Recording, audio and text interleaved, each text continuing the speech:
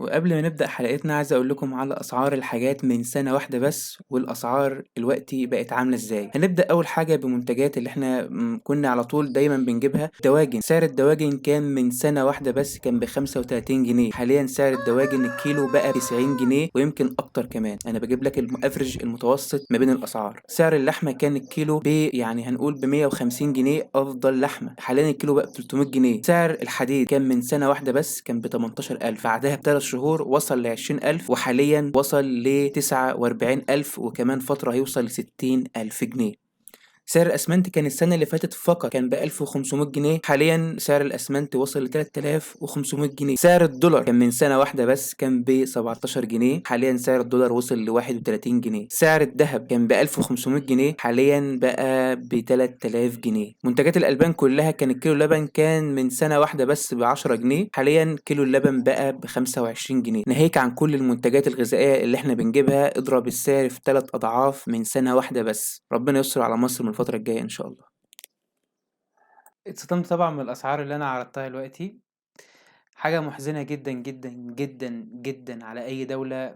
مفيش دولة في العالم كلها بعد ما عملت سيرش أشوف إيه الاقتصاد اللي حصل في البلد خلال السنتين اللي فاتوا دول أو خلال السنة اللي فاتت دي، مفيش أي كيرف يوصل من السعر ده للسعر ده. انا خفت اعرض لكم الكيرف يا جماعه بتاع السنه اللي فاتت والسنه دي بين ارتفاع الاسعار. الكيرف نط، عارفين يعني ايه نط؟ يعني المفروض الكيرف طبيعي زياده الاسعار تكون بمعدل طبيعي بنسبه 5% 4% بالكتير. استراليا، امريكا، النسب بتاعه الاسعار بتزيد ب5%، احنا زدنا الضعف 4 مرات واكتر من 4 مرات. لما يبقى الحديد ب 18000 والسنه يعني بعدها بكام شهر بس وصل ل 20000، وبعدها باربع شهور وصل ل 47000. يعني ده كيرف الكيرف نفسه مش عارف ده ازاي. انا مش هخش في تفاصيل كتيره جدا ان الاسعار بتزيد ليه او بتغلى ليه. هنخش النهارده في موضوع الحلقه اللي انا عايز اتكلمكم فيها، فهموها كويس جدا. انا بعد ما عملت سيرش وعرفت من خبراء الاقتصاد حاليا ايه الافضل للاستثمار، وانا هقول لك على رايي الشخصي واللي انا استثمرت فيه حاليا. بس هدي لكم الاول اختيار ما بين الذهب والدولار، واقول لكم فوائد ده ايه وعيوب ده ايه، واقول لك فوائد ده ايه وعيوبه كمان ايه، وهقول لك في اخر حلقه الافضل، الاستثمار الافضل ان شاء الله اللي تقدر تستثمر فيه الفلوس بتاعتك. وابعدوا عن البنك خالص، ابعدوا عن البنك يا جماعه، الله يكرمكم. البنك يعني قيمه الفلوس فيه بتقل، اصبح ان البنك حاليا انت بتحط الفلوس فيه بتقل. يعني شهادات الاستثمار اللي عماله تتعمل في شهاده استثمار معموله هتنزل قريب ب 40%، اللي هو لسه من فترة بس كان 37%، ومن فترة بسيطة كانت 20%، وأول شهادة استثمار كانت 18%. من بداية 18% ديت اللي بقى وصلت ل7 تريليون جنيه مصري، كل المصريين حطوا مشاهدهم فيها. الحكومة كانت ذكية، كانت عارفة إن الدولار هيغلى، كانت عارفة إن الذهب هيغلى. الذهب في وقتنا هذا وأنا بصور الحلقة وصل ل 3000 جنيه، كان من أسبوع او من يوم واحد بس ب 2000 ونص، وقالوا المؤشرات ان هو هيزيد ل 3000 بس على اخر السنه. يعني احنا في كيرف، انا مش عارف الكيرف ده بينط ازاي اصلا. انا بصراحه الكيرف نفسه هيحصل له ايه؟ تشوه. احنا في تشوه في الكيرف اصلا من زياده الاسعار الغريب ده. نبدا اول حاجه بقى بالدولار. الدولار زي ما انتم عارفين عمال يطلع وينزل يطلع وينزل. هو بيطلع وبينزل على فكره يا جماعه واحنا مش واخدين بالنا، ولكن بيطلع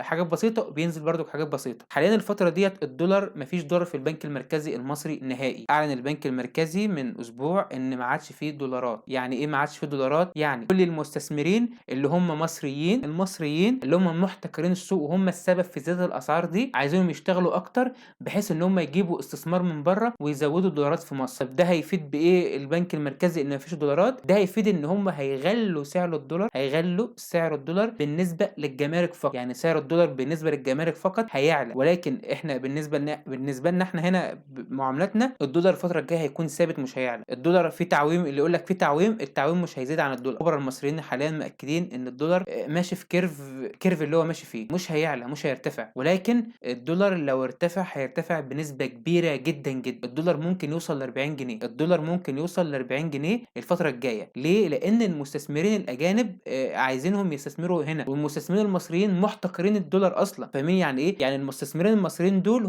هم الوقت اسياد البلد حاليا، هم المحتكرين على كل حاجه. فبالتالي هم عايزين يستثمروا من بره، يجيبوا استثمارات من بره بحيث ان هم يزودوا الدولار شويه في مصر. لكن احنا حاليا في الوقت ده مصر ما فيهاش دولارات، مصر ما فيهاش دولارات. طب الشق الثاني الذهب. يعمل ايه الذهب؟ الذهب كل مدى عمال يطلع، كل مدى الذهب عمال يطلع.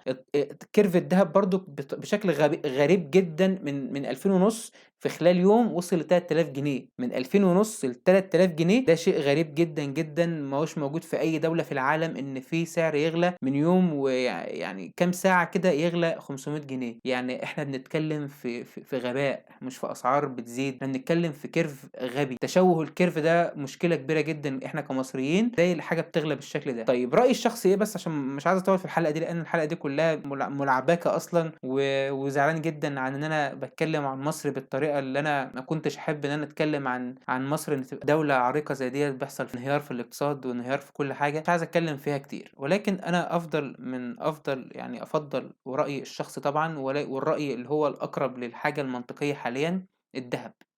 هاتوا دهب وعينوه. الدهب كل مدى بيطلع، حتى الدولارات، حتى فيما بعد، حتى قبل كده الدهب هو اللي كان بيطلع. يعني الدولار كان ممكن ينزل يزيد، الدهب موجود وبيطلع. الدهب انت لو نزل هيطلع تاني، لكن الدولار لو نزل هياخد فترة طويلة عشان يطلع تاني. ولكن افضل استثمار حاليا تقدر تستثمر فيه فلوسك هو الدهب.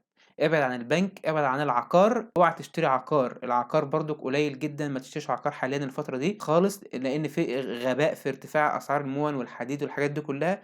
فما تشتريش أي حاجة، هي الدهب تقدر تستثمر فيها فلوسك، غير كده ممنوع تستثمر في حاجة تانية إلا أنت شايفه الصح. ولكن الفترة حاليًا إحنا دلوقتي فترة غريبة جدًا على مصر، لازم تقدر تستثمر فلوسك في الحاجة الصح. تستثمر فلوسك ممكن في الدهب بنسبة 90%، والدولارات كذلك. الدولار هيغلى شوية برضه، ولكن الدهب الفترة دي هو اللي هيكون ارتفاع بنسبة كبيرة جدًا كمان. ولكن نسأل ربنا إن شاء الله إن يزيح الغمة دي على مصر إن شاء الله. وأتمنى من قلبي لا الدولار يغلى ولا الحديد يغلى ولا الدهب يغلى ولا أي حاجة تغلى، عشان الناس تقدر تعيش وتقدر ترجع لحياتها الطبيعية، اللي أنا متأكد إن للأسف ناس كتيرة جدًا، جدًا تعبت الفترة ديّة من سبب زيادة الأسعار. أتمنى من قلبي إن شاء الله كل حاجة ترجع زي ما كانت. شكرًا جدًا.